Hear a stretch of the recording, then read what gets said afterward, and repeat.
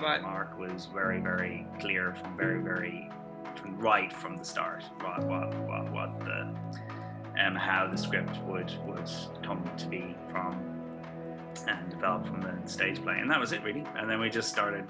We developed it over a number of years. But I suppose Mark can tell more about the origins. I think that would be. Rialto is like my fifth or sixth feature film, and I've been very lucky. That's all I can say. In most cases, the film ends up, I think, better than what the script offered. So I've been very lucky. I love the collaboration that I have with directors. I found it always to be